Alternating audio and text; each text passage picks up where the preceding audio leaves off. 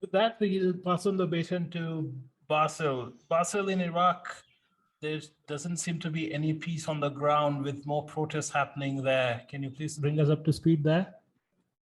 For sure, Bhargav, thank you. In the EMEA region, we had 2 assist events today and 25 other developments. I'll start off with Europe. In France, customs officers will go on strike today against the government's planned job cuts.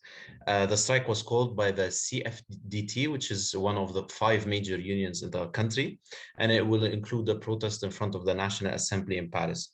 It's good to note that these strikes and protests in France have been recurrent due to low wages and high inflation rates in the country, especially also across Europe.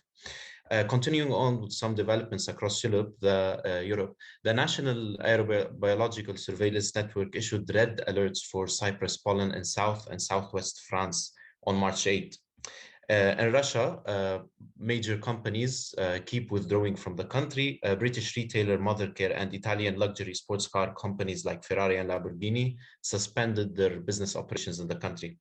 Also, the European Union Parliament adopted additional sanctions on Russia and Belarus yesterday. It targeted Russian officials and oligarchs, as well as 3 Belarusian banks, removing them from the SWIFT system. Going over to the Middle East, in Iraq, protests continue. Yesterday, we had protests in South Iraq and Southwest Iraq. Today, we have protests in Baghdad and Dihikar Governorate over the rise in food prices. Almost 500 protesters demonstrated in Nasiriyah city, and another demonstration was also held at Al Tahrir Square in Baghdad. In Saudi Arabia, authorities yesterday lifted the ban on Saudi nationals traveling to Thailand and Thai nationals traveling to the kingdom, following the restoration of full diplomatic relations between the 2 countries. I would like to pass it over to Sitati to cover over the main issues in Africa. Over to you, Sitati.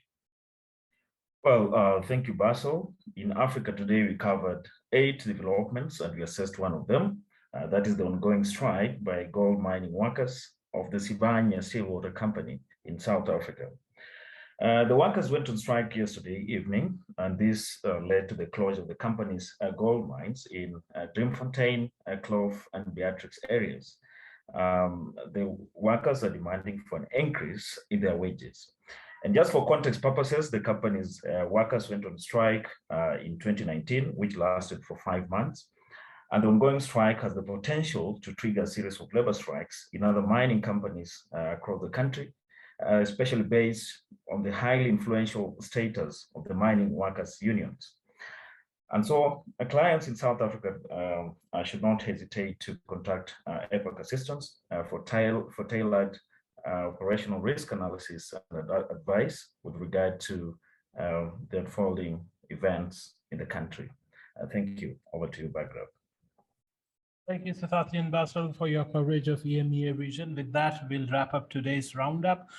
Thank you very much for joining us. Please do reach out if you need more information about our membership services. Thank you very much.